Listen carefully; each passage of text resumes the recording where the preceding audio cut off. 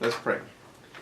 Father, we thank you that we can be here this evening. We ask, dear God, that you guide us as we look into your word. Illuminate our minds, Lord, and our hearts, and just guide us into your truth. We thank you for the blessing of being here as your children to study and to learn. In Jesus' name, amen. 1 Thessalonians chapter 2. And we're going to read verses 1 through 12.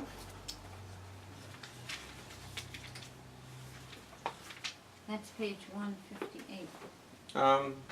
Okay. Right? I don't know. Yeah. 1 Thessalonians. Yeah, 1 Thessalonians. Yeah. Chapter 2, verses 1 through 12. Who wants to read? Who's up for reading? Someone's up for reading? Well, we just got the page yet. Hmm? We should now get the page. 158. I mean, 1758. Sorry. 1758. Yeah. Throwing poor Mehi off. He's like, oh, how come mine's all the way to the beginning of the Bible? Not at the end. We're on chapter 2, right? Yes, we are. Yes. We're beginning chapter 2 Yes. today. Okay, I guess Rose, would you read that for us? I could read it. Verses 1 through 12? Thanks. Okay. Paul's ministry in Thessalonica. Thessalonica. Thessalonica. You know, brothers and sisters, that our visit to you was not without results. We had previously suffered and had been treated outrageously in Philippi, as you know, but with the help of our God, we dared to tell you his gospel in the face of strong opposition. For the appeal we make does not spring from error or impure motives, nor are we trying to trick you. On the contrary, we speak as those approved by God to be entrusted with the gospel. We are not trying to please people, but God, who tests our hearts. You know we never use flattery, nor did we put on a mask to cover up greed. God is our witness. We were not looking for praise from any human being, not from you or anyone else, even though as apostles of Christ we could have asserted our prerogatives. Instead, we were like young children among you. Just as a nursing mother cares for her children, so we cared for you. Because we loved you so much, we were delighted to share with you not only the gospel of God, but our lives as well. Surely you remember, brothers and sisters, our toil and hardship. We worked night and day in order not to be a burden to anyone while we preached the gospel of God to you. You are witnesses, and so is God, of how holy, righteous, and blameless we were among you who believed. Up to 12. For you know that we dealt with each of you as a father deals with his own children, encouraging, comforting, and urging you to live lives worthy of God, who calls you into his kingdom and glory. Amen.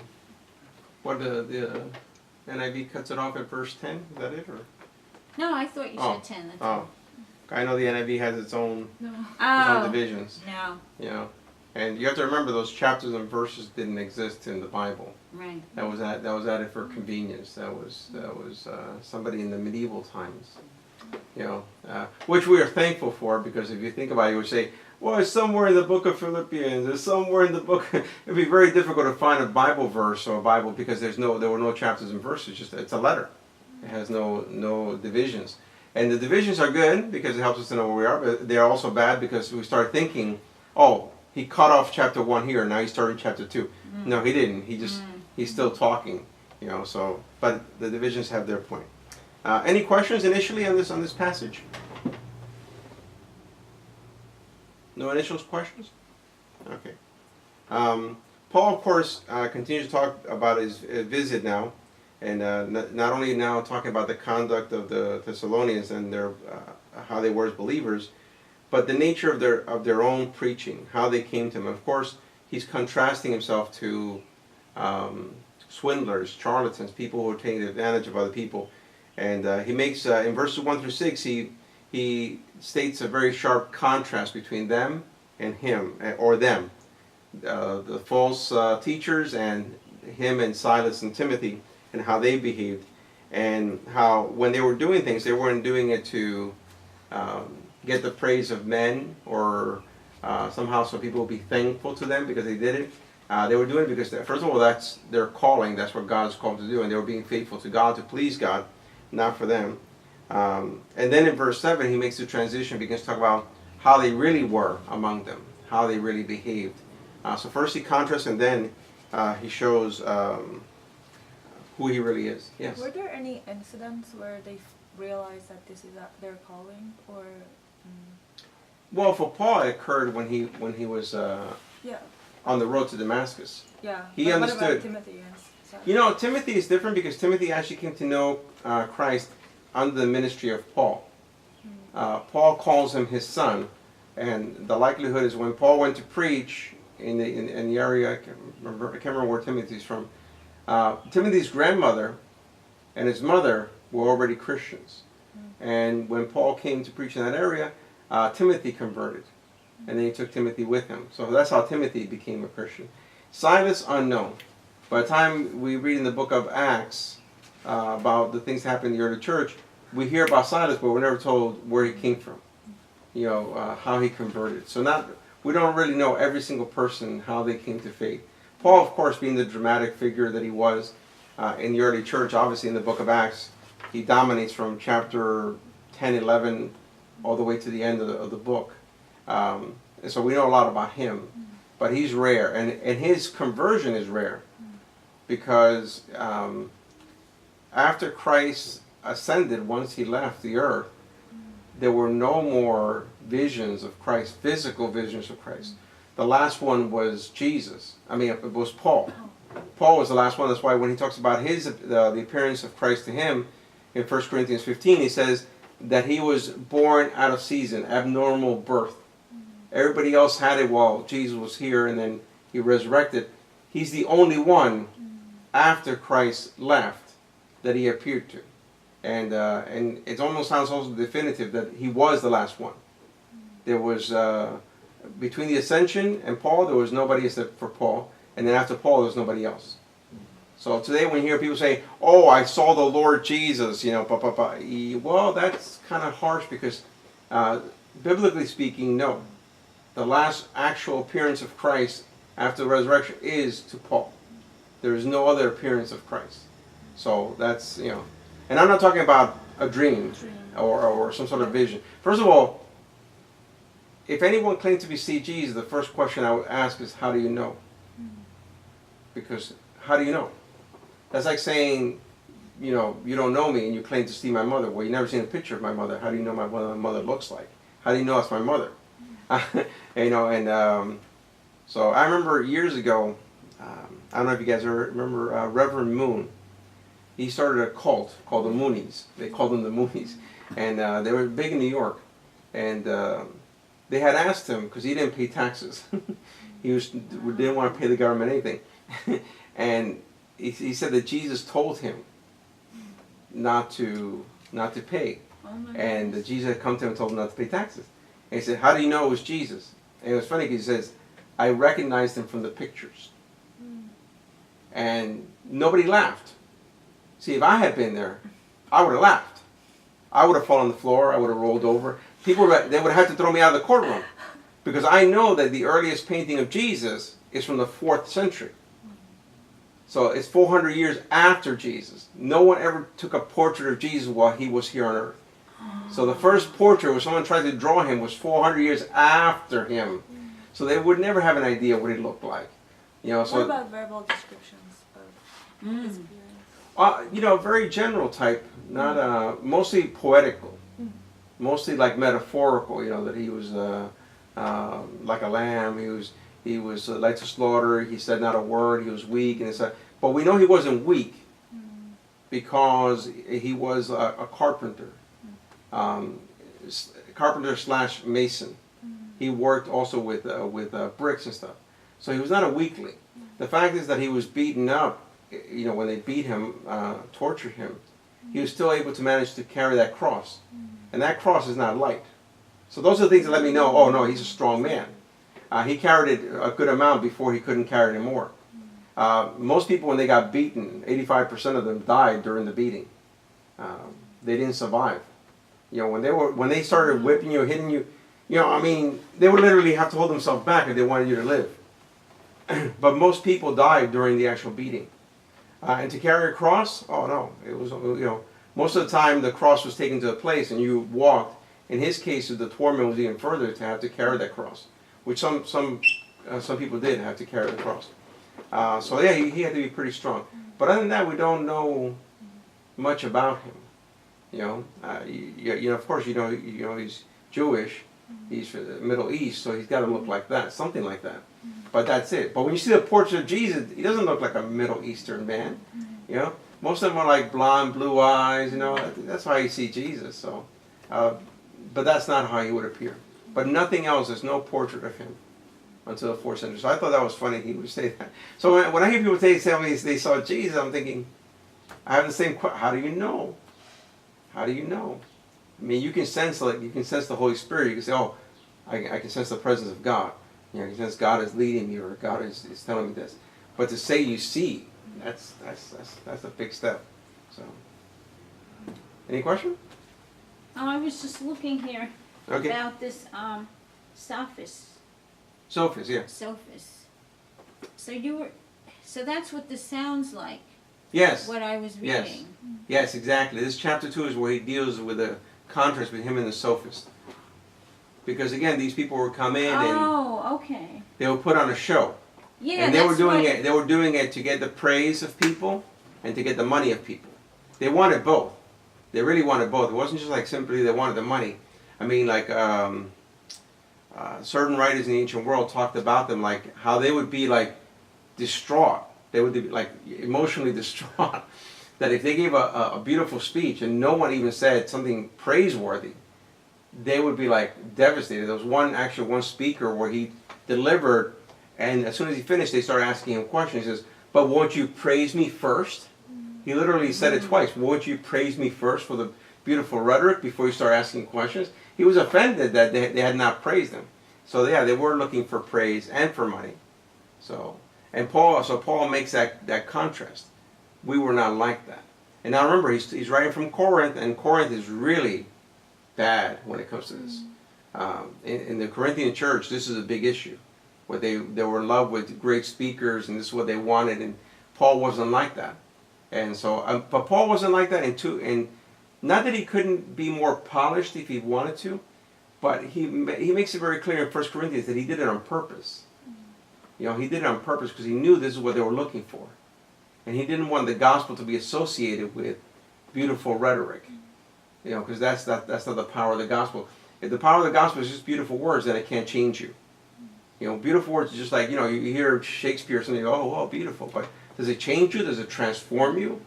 The gospel has to be transformative, changing the lives of people. But the Corinthians got caught in a catch-22 because, of course, when they started disowning Paul, Paul says, well, if you disown me, you disown your salvation. Because how did you come to know Christ? If it's through me. If you disown me, forget that. You're lost as well. Door was open? Yeah. You want me to fix that? Yeah. It's not supposed to be open. I was surprised too. I was like, maybe try something new. Maybe, no, I don't try something new. You need to go open? No. Just make sure. I don't know if I'll change it. No, it's okay. Is it unlocked? As long as it's closed, like. Okay, maybe they just didn't close all the way, that's all. That's fine. Like, Oh, okay. 1 Thessalonians chapter 2, verses 1 through 12. We're still there. Still in Thessalonians? No, first you Oh, said chapter 2. Chapter 2. I was like, I was gonna be surprised. Chapter Like, 2.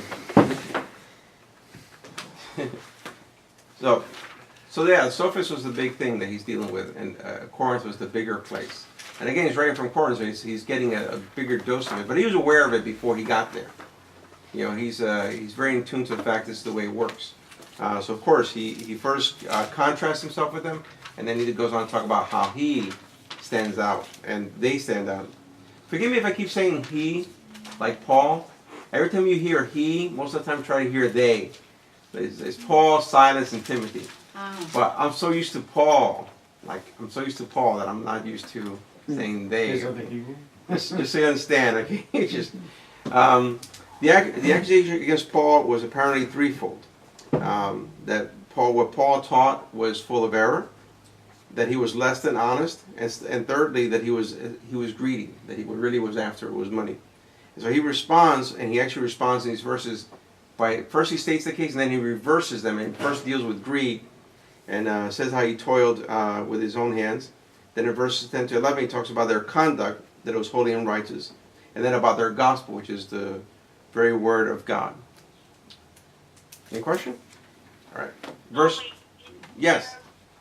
There was accusations made about him for those things, and now he's like, this is his rebuttal. Yes. By setting them straight. Paul has to set them straight because, of course, one of the accusations brought against Paul is what is his motive?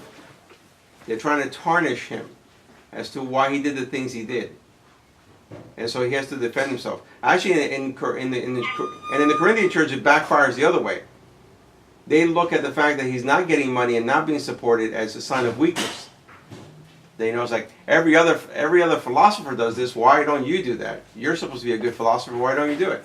You know. So it goes the other way as well. You know, some people you just can't win. You know, if he takes money, he's a crook. If he doesn't take money, is he really that good? Isn't he supposed to be like one of the well-known teachers? Aren't they supposed to be supported by the church? Aren't they supposed to be supported by other people? And we're going to get into that whole issue as well about the support. Yes. So, by the time Paul is writing this, right, he had been there and left. Yes. But before he got there were other teachers or other teachers, because my understanding is that he led them to Christ and then went away, and then others came in. So before, they were just taking, No. listening that. No. In Thessalonica, there's no false teachers coming in. The people that were there even before Paul got there are professional orators. They're sophists. These people were everywhere in the Roman world. It's not like, oh, only Thessalonica or only Philippi or only Corinth. They were everywhere. They were more dominant in certain places, especially places that were more Romanized, like Corinth. Corinth is a center of education, a center of economy. So they would be more influential there. But they were everywhere. No, he's not competing against false teachers like he does in Corinthians. In Corinthians, he ends up with that problem because false teachers do come in, and they do try to swindle that way. But he's contrasting himself with the sophists because one of the critiques against him, that people used against him to try to diminish his gospel, is that he's a swindler. You understand?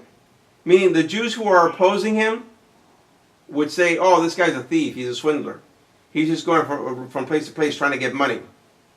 You know? Do you understand? And they would try to compare him to the sophist. Gotcha. Okay. Okay. What does it mean to say you are like young children among you? Why young children? Oh, we're going to get to it. Oh, We'll get to it. sorry. No, it's okay. What verse is that? 8. Oh, I'm sure. we're going Or to get to that. 7. I don't want to jump to that. Because actually there's a textual problem there as well. So verse 1. You know, brothers and sisters, that our visit to you was not without results. Without results actually means something like vain, without empty, without any results. The idea of laboring in vain, running in vain, is common themes in Paul. And actually comes from Isaiah. In the book of Isaiah, chapter 65, verse 23, it says, they will not labor in vain, nor will they bear children doomed to misfortune, for they will be a people blessed by the Lord, they and their descendants with them. And the idea is that the things that are done for God, the things that Paul is doing, he's saying they will have results. Not simply here and now. Not simply, the blessing of, they got saved and they're part of people God. But for him, the results are really heavenly results. That when you get there, you see the harvest of what you've done, not simply, here. Because here, on the contrary, here you don't know. You know, he's worked so hard Have I worked so hard for nothing? That maybe when we get to the end, we find out that Thessalonians had abandoned the gospel. They didn't care. So it means that all that he labored for, all that he worked for, was in vain. You know, it's like, you know, like any poor preacher would say that that if you work, and I've been in church 20 years, and if I, you know, when I get to the gates of heaven, when I'm there with the Lord, and he says, yeah, nobody really converted, nobody really grew, I was like, wow, bummer. You know, it's like, you tell me all the work that I did, all the effort you put in, you know, it's like all the effort he's putting into it. I mean, this man is risking his life. They're being persecuted just to preach the gospel, just to establish churches. And for people not to know the Lord, not to grow, that's the scariest thing for him. He wants to make sure that there's dividend, that these people are that they know Christ and they're growing. This is the most meaningful thing to him. So that's the whole idea behind that. He doesn't want to be too laboring in vain or running in vain. And of course, the question about the visit, as I said before, it's not simply the visit, but the manner of the visit. It's not simply, oh, we came to you, but how we came to you. What was our motivation? It wasn't greed. It wasn't to show off our skills. It was to proclaim the gospel and to see you saved. And we were more concerned about you than we were concerned about our own well-being. Oh, and Arlene, one of the reasons he has problems with his church is that when he went to Thessalonica, he was there for a short time. He didn't get to have the luxury of the time that he has in other places to really help them doctrinally grow. And I shouldn't say that because he was in Corinth for a long time and that didn't help either. They still had so many errors. But normally Paul would stay long enough to teach them the basics and get them going correctly.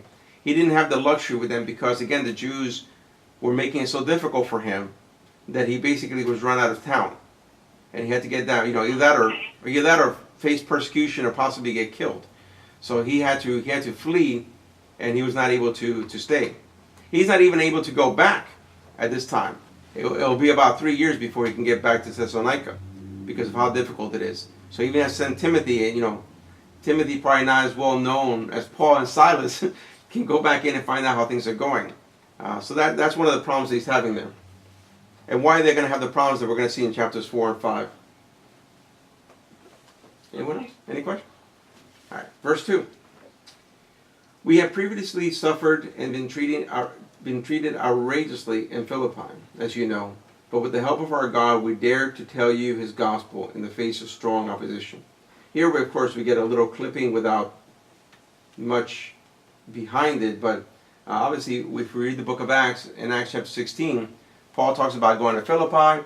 And what starts getting him in trouble is that there's this young girl who's being used, because she has a demonic spirit, being used as a fortune teller. And she starts, you know, singing the praises of Paul, and And Paul finally gets agitated with that and casts out the demon. Of course, they're outraged because their pocketbook has been hit. They don't care about the girl. They only care about the fact that this girl's getting us money, and you just made us lose money. So Paul and Silas are both taken before the authorities. Unfortunately, they're beaten up and thrown in prison. And that sounds like, oh, what's the big deal? You know? Now, Paul defends himself because he tells them, I'm a Roman citizen. Now, that's taboo. You cannot hit a Roman citizen. You cannot imprison them without cause like that. A Roman citizen had rights. You know, if you did to a regular Joe, you know, they say, oh, they're Jews, you just beat them up. Oh, you can get away with it. But he's a Roman citizen. Both of them apparently were Roman citizens. So the fact they did that, oh my goodness, no, the magistrate has to come, apologize, please, because Paul's not leaving until he gets that apology. And again, it's not that he's trying to be haughty, it's that he doesn't want his gospel to be associated with something shameful. Because the fact that you're in jail and you're beaten up, you did something bad. And to them, that's shameful. And he didn't want the gospel to be associated with it, so he asked for that apology, and he got that apology, which again is saving the reputation of the gospel.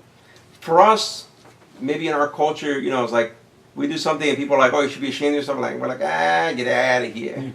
We don't care anymore. In that culture, shame and honor is everything.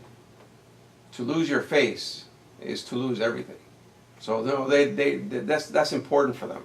And so, you know, and I'm sure there are cultures still today where that's, I know my wife is Asian. No. Shame is shame. We don't, you know, they don't do anything that will bring shame, not only because for them, but for their family name. It has nothing to do with them, it has to do with their family. You know, oh my goodness. The family name, not specifically just the immediate family. That's right. It's the family name. Yeah, exactly. So others from other family, you know, this is in the Arab culture. You know, Yeah. other like, you know, cousins or 3 cousins back, they'll come up to you and say, "What do you know?" They'll demand respect because they'd be shamed. Yeah. Do this thing. So some cultures still like that. You know, not American culture anymore, but No. I'm sure there was a time too. I'm sure there was a time. Despite what had happened in Philippi, Paul and his companions dared, with the help of our God, he says, to speak about God's gospel to you. Dare has the idea to speak openly or fearlessly, to have the courage to dare to do something. And very rare verb in Paul. And here it's interesting because he begins by talking about our gospel, but here he distinctly calls it God's gospel. And that's, again, very rare for Paul. Normally Paul refers to it as the gospel of Jesus Christ. But here again he's talking about that the ultimate origin of this message is the true and living God.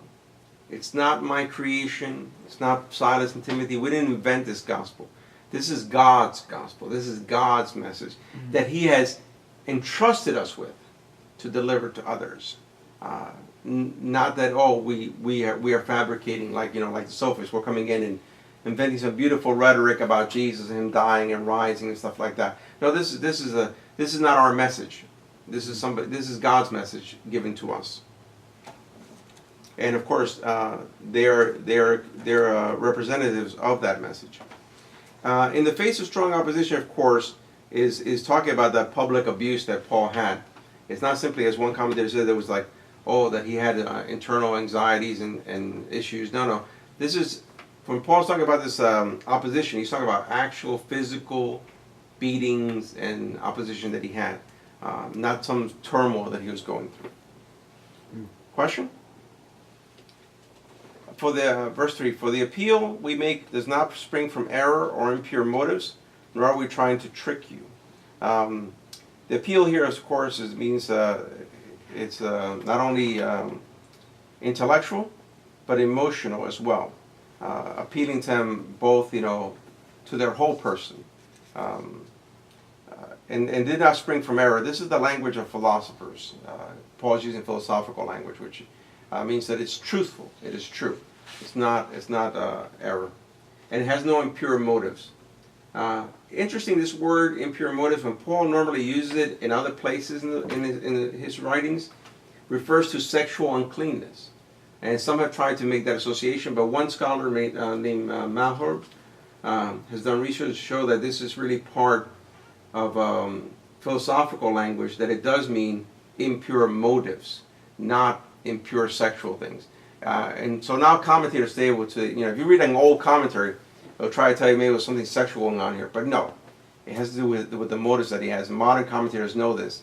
And we see it when we get to Paul responding, where he talks about greed. He never mentions any sexual issues.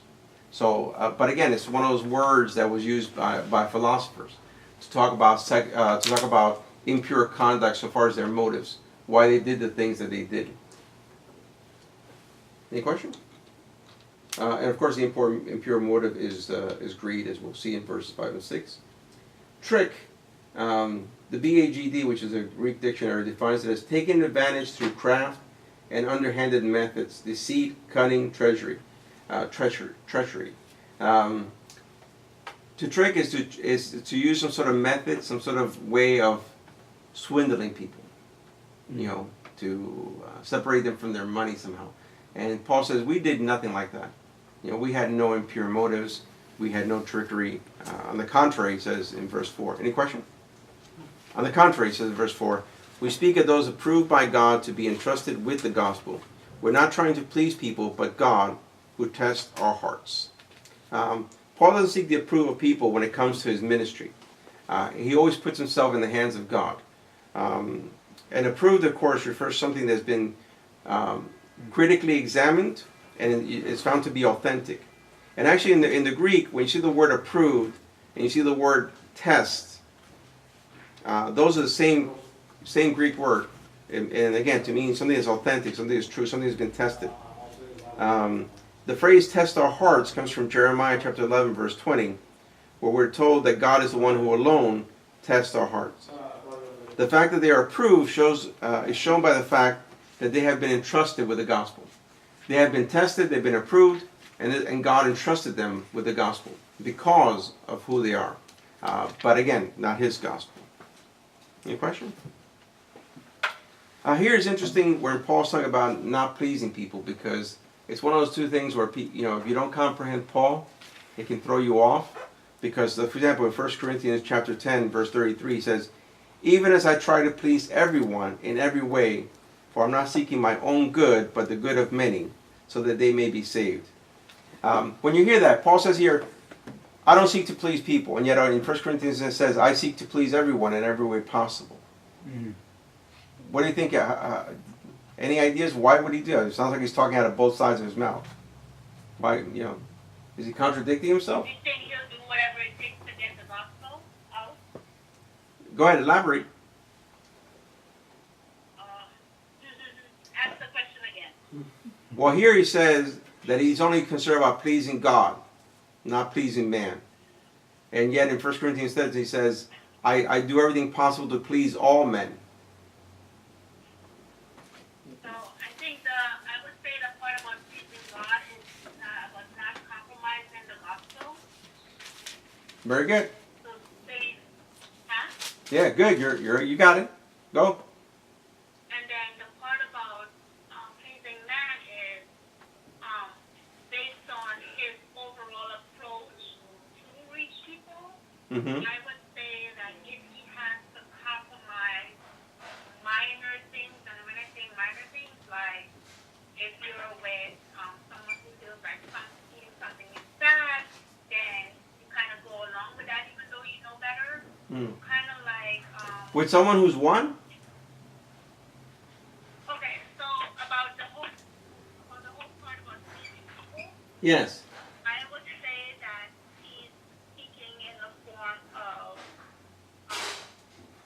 doing whatever he needs to in order to be someone to dependent. Okay, all right. So I know. Can I say something? I believe he's simply saying that the gospel comes first, and he will try to please people, but it have to be within the gospel, within Mm-hmm. Mm-hmm. pleasing Jesus. Like, if it's not in this category, I'm not going to please him. Like, that's what I get from that. Well, Arlene had it right at the start there, so we can I'll jump right from what she said. Paul distinguishes the idea of the gospel from cultural issues. Mm-hmm. When he's preaching the gospel, he's willing to accommodate anything. Hey, I'm hanging out with you, you're anti-pork, I won't eat pork. You guys want to go through these rituals, I go through these rituals. But when it comes to the gospel, to the message of Christ, he won't compromise. There he says no. On the contrary, in Galatians, where he's dealing with a heresy, a false gospel. Oh, what are you? Yeah, 110. Go for it. Okay, yeah. Obviously, I'm not trying to win the approval of people, but of God. If pleasing people were my goal, I would not be Christ's servant. Amen. Yes. Because he's talking about how in Galatians, he's like, he adamantly opposes this false teaching it's not the gospel. And he says, on the contrary, if I was trying to please people that way, then of course I would not be speaking for Christ. I'd be an antichrist. Mm-hmm. So when it comes to the gospel, Paul will not compromise. Which I think it's a very important lesson, because today I find, and I'm sure you find as well, there are so many Christians that fight about so many things. They're not willing to compromise. They're not willing to give in. It's almost like, no, the pulpit has to be this way. And no, we can't have that, and we can't have... They fight about the most petty issues imaginable. And it's just contrary to love and mercy and help, working things out. They end up bickering about the smallest things. Paul would never bicker. If Paul said, oh, you play drums, no problem, we'll do drums. And then he's somewhere where they only have organ, great, we only have organ, no big deal. He would not care. Yeah. That's not an issue to him, as long as the gospel is being preached. I mean, if we agree about everything in the service, but Jesus is not being proclaimed, who cares? Then it's meaningless. There's nothing there.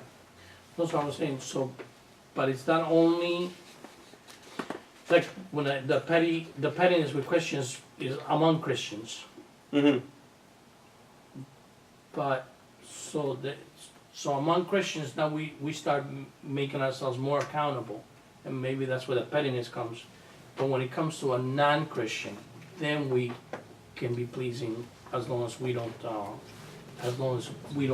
deviate from the gospel. Well, no, when it comes, I'm just saying that would that be like?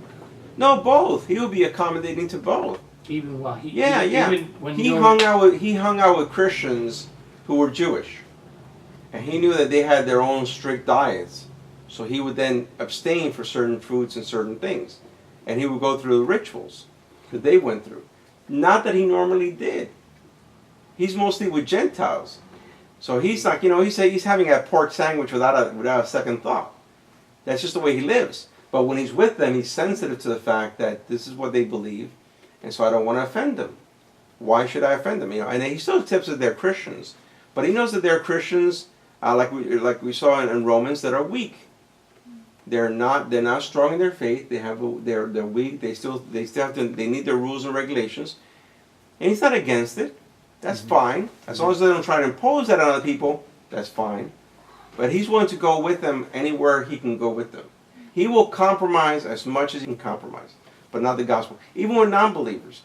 Again, if he's with non-believers and he's not trying to make them like him before he can be with them or witness to them. On the contrary, he's right there with. On the contrary, even the images he uses, where he goes, And Paul couldn't even be picky about that because first of all, he was a tent maker. He worked with leather, so people would come to him.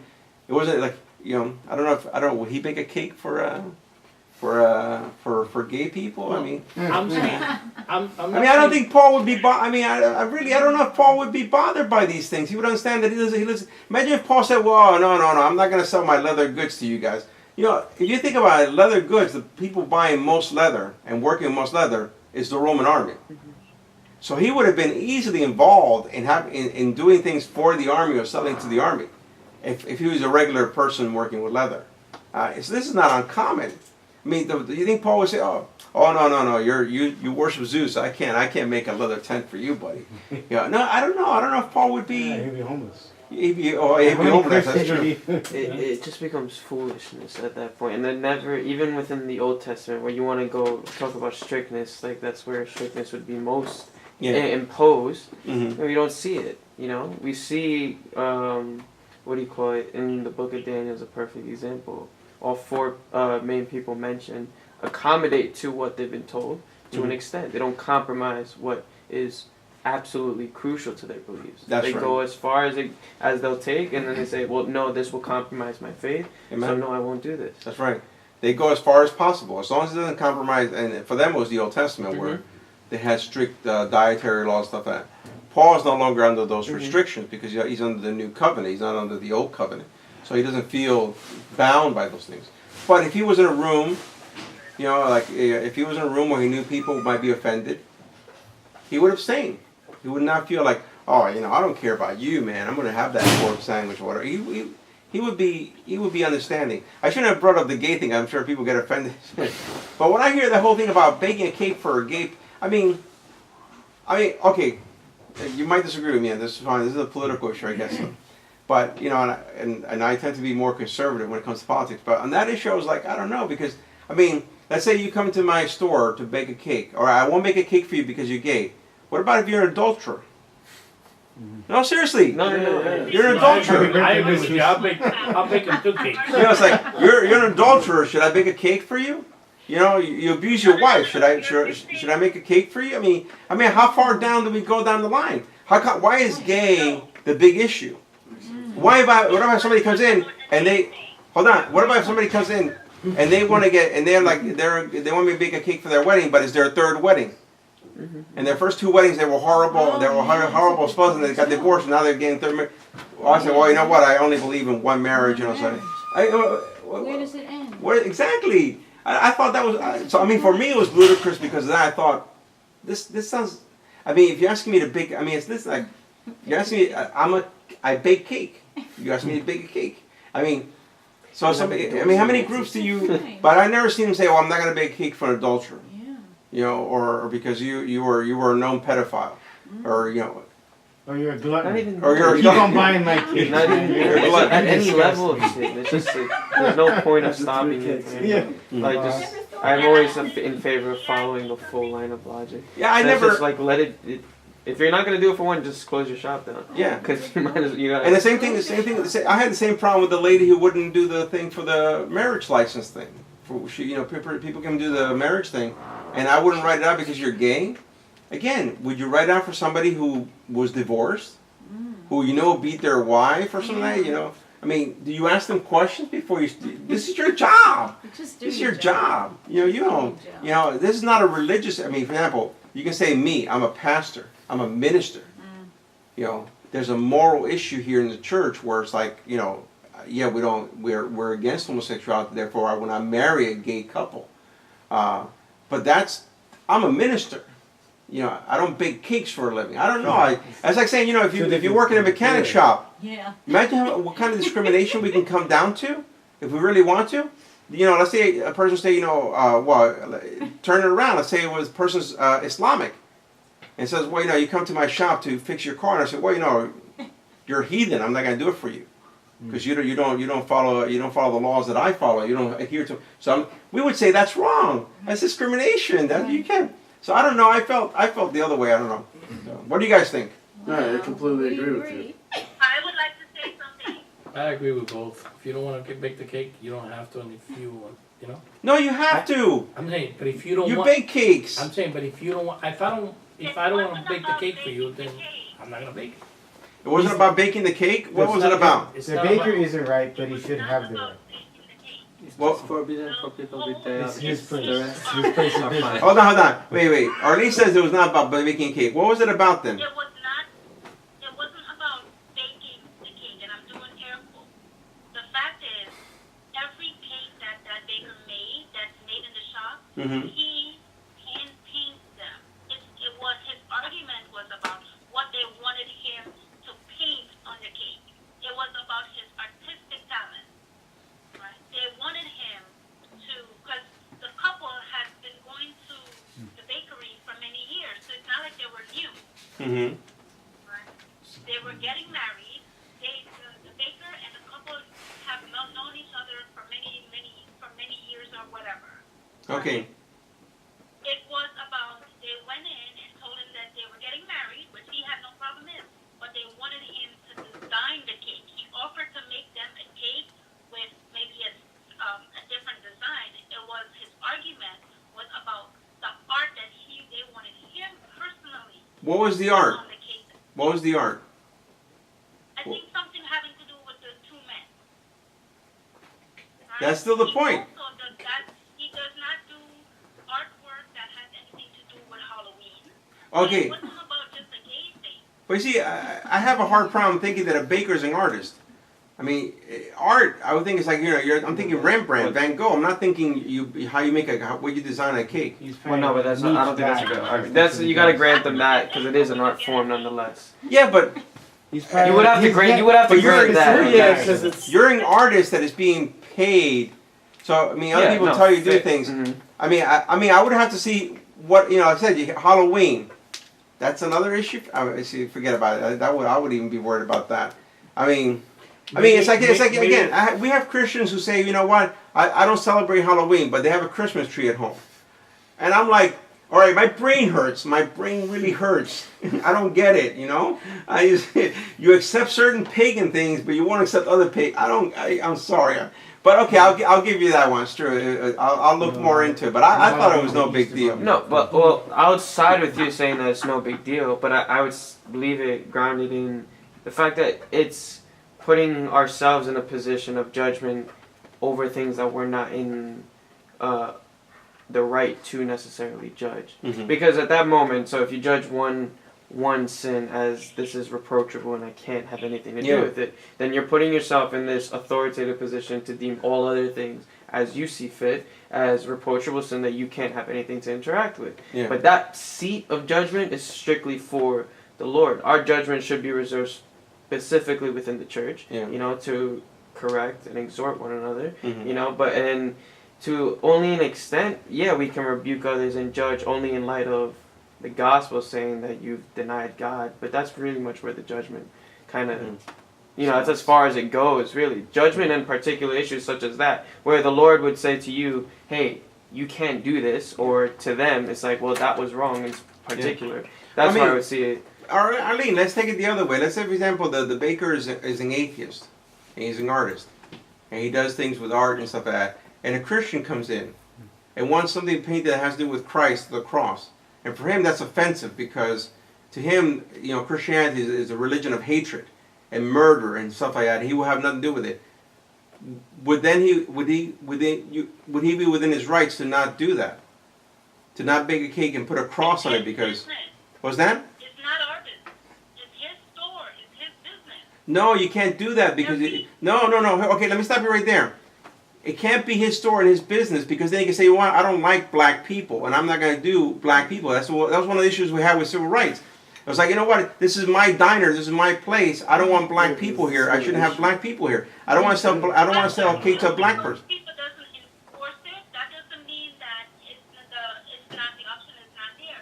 Any one of us can go to a business, and the business legally has the right to refuse your business. Depending what the business is. I don't think a bakery should have a right to refuse my business because I'm Hispanic or because I'm straight. I'm pretty sure that's just straight discrimination. Like, you can get I think so. sued. Yeah, I'm I don't almost know. positive. That was because he asked for something that they make already. It's not, he didn't ask for, he didn't go ahead and say, hey, I want something elaborate out of the realm. Like he didn't, I don't know, he didn't say put a palm tree, whatever. He wants something gay on it, like a man and man type thing. Maybe a picture of two men together. I don't know, maybe But kids or whatever. but he has, I wouldn't think it's he has pornographic. a man and a woman, right? I know, So I know. break another, put a man and a man, who cares? You have it. It's if you didn't have it. I know. I'm saying if you only had horses and somebody said, hey, put a man and a man, and they goes, no, I don't have.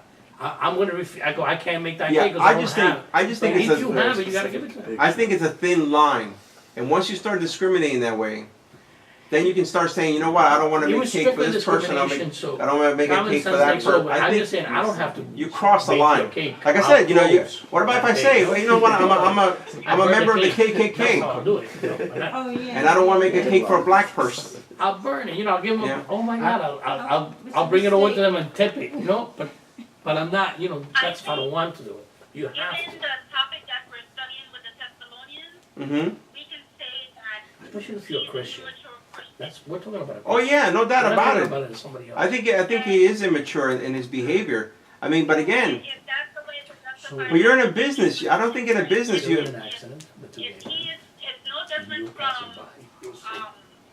I no can't touch different you. I see from You understand? that's So all when- so when if Mhm. That's it a bothers good your example. conscience, then Oh, yeah. don't do it. It's the same It thing. bothered his conscience, so he did not do it. Well, okay, yeah, it was true. I mean, there I do support his rights. I support his right not to do it, and then face the penalty for it. That I support him 100%. If you believe something's wrong, don't do it, even if it means you get arrested, even if it means you lose your business, And whatever. that's why That I agree with. I agree with that 100%. I just had a problem with why not bake the cake. I don't think, I think that there's a line of discrimination there that if he really was going to carry it through to every other personality, then there'd be trouble. Wow, let's get there. I brought up a political issue. There you go.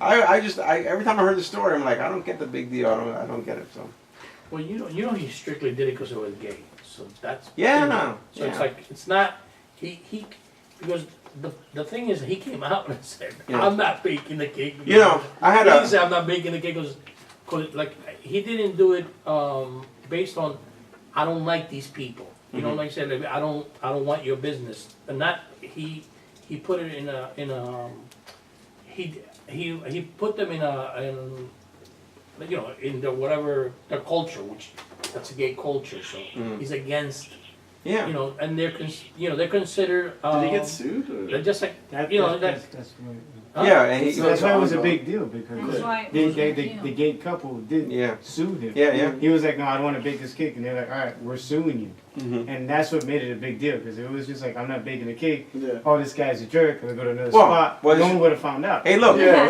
Yeah. Okay. Yeah. If you flip the coin, if you flip the I'm just coin, mad, ladies. Yeah. if you flip the coin, I'm the same way. I'm like, I look at that gay couple and I say, wow, you guys are really petty. Because if I go to a bakery and you don't want to bake a cake for me, Someone else give it. Yeah, it's also. Someone else give it. and then I That's Google about it, It's easy for them You know, to get money out of it. I just go somewhere else and I have a cake, and I'll never buy anything from you Yeah, again. yeah. And let everyone Just know like why anybody you're does so bad stupid. business, Everybody so much thinks time you're and making effort. food or whatever. Yeah, exactly. And you start denouncing them as it, And that makes sense. make them lose business. I But won't it's bake just a like, cake. it's just sort of like what he did vilifies Christians also. Mhm. And we're not supposed, you know, at the end of the day, aren't we supposed, like I was just telling That's what you, I'm saying. what if they were in an accident? What if that gay couple was in an accident and the baker passed by? He'll say, oh, I'm not touching you guys are gay. You know, you gotta freaking help them. That's just what we, you know what I'm saying? So it's the same thing. It's like not accepting a culture, you're playing God. Yeah. No, I agree with you, but again, I'm not saying, I'm not, But again, I don't have to join the culture. I do agree with Arlene that he's within his right, so far as his conscience is concerned, not to do something. Because it's not a question of like, oh, they had an accident, you see them, and you're not helping them. Yeah, that's It's a different. question of you doing a job for them. That's messed No, up. I understand. But again, so they take it on the artistic side, because Why again, it's not did he- simply a mechanic or But whatever. she would say that they were a customer, he was serving them before. He was- Hey man, I know, Alright, so that's, I know. But that's me, you know, that's me. I think we Politically, would have slipped them 100. politically, I am conservative, but I have tendencies toward the liberal things. That some things I'm very liberal. I'm not, and I never That's saw. why, that's why I love For him. me, they would see this as liberal, but I would see there's no issue for me here. I cannot see Paul making that kind of distinction in a person simply because you're gay. Well, I'm not going to make this for you or make a certain design for you. My goodness, there's so many people you could refuse to. I mean, again, I would think if you turn that around and you do anything else differently, you would say, oh my goodness, it sounds like a discrimination. If I was an atheist and I did that to a Christian, that'd be viewed as discrimination. Why wouldn't I? I'm a designer. This is what I do with cakes. You're asking for a cross. Why can't I do a cross? I mean, I don't know. I don't know.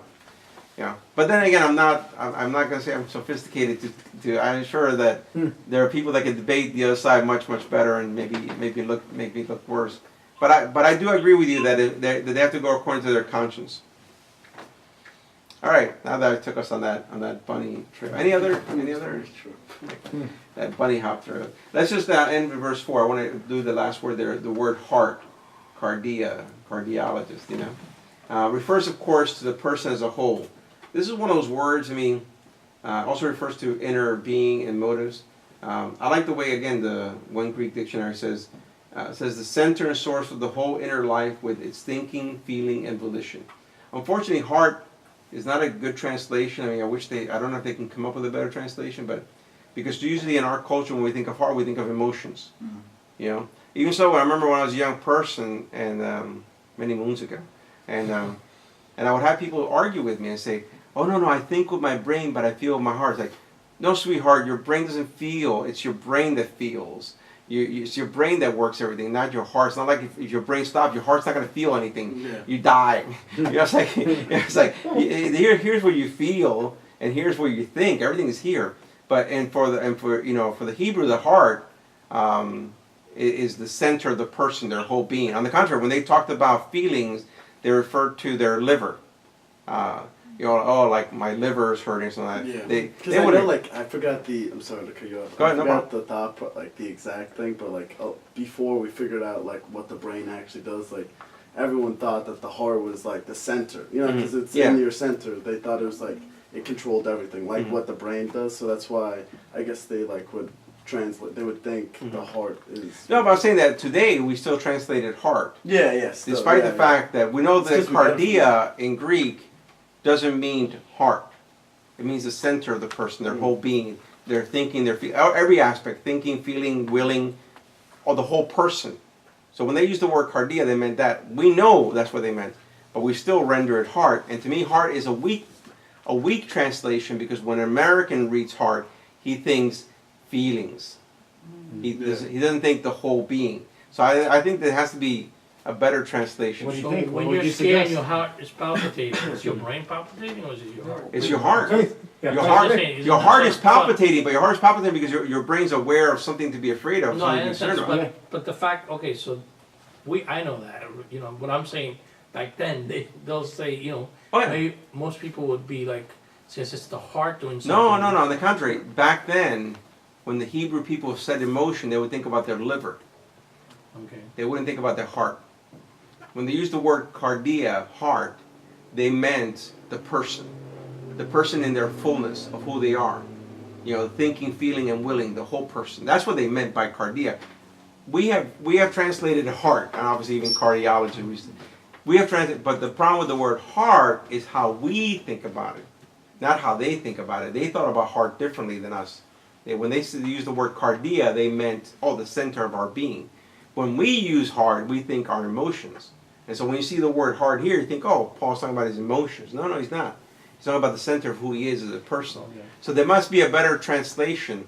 I mean, what do you have? You have, There's others we they use heart too, right? use hard, yeah. Yeah, so, So what would be a translation? I don't know. Whole being? It just I just the said- only- I said- it's the, well, I the whole suggest being. things, I don't Yeah. know. whole being. well, because it's more challenging, Yeah, it's than, challenging. than just translating because the word Yeah. itself is hard. The word But you is- have yeah. to supply. It's hard. Well, I know what he's saying. He's trying to fill it with say one word. to supply the right context, Yeah, the right the idea. understanding that goes behind that exact word. Like it's just, I don't think we shouldn't translate the word. In the beginning was the word. We should just leave the word logos and just.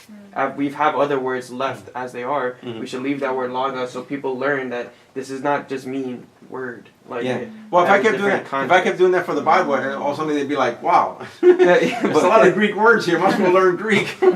Let's leave cardia alone." But that's the problem with translations. That it's trying to translate one whole idea from one culture to a whole different culture, and once you do that, there's, it's hard to capture unless you say, what is it that he says? How he uses the expression, God who tests our hearts. If you said who tests our whole being or our whole person, maybe, because when we think of like person, we think of the fullness of who we are, not simply one aspect of who we are. So again, it's trying to find a more equivalent So word. being would be better. Being, yeah. That's our being, or yeah. Yeah, because Or our true that guy's selves. heartless. Yeah, True selves. something like that. You know, when people say, "Oh, that guy's heartless," you know, Yeah. there's no Yeah, conscience. it's like Yeah. You know, Say again, it's our language. Yeah. yeah. But the heart for us has to do with emotions, and that becomes problematic. Again, things to keep in mind when we see the word heart. Don't think well, emotions. I actually thought it was always emotions. Mhm. I'm not gonna think- Well, no, I know most people do. Most people do. You know, I know, but that's why it's good to. I'll look it up in translation, see if one translation goes differently. No, that's good. Now I know that when I When you see hard, heart, I'm gonna stop. don't get emotional. Don't get emotional. Maybe the message one. Maybe the message. Yeah, he does pretty cool paraphrase. No, on the contrary, he gets down like really. I like some of his translations. That could be useful. Oh, some of the things that I read from him, I really like. I mean, some people have really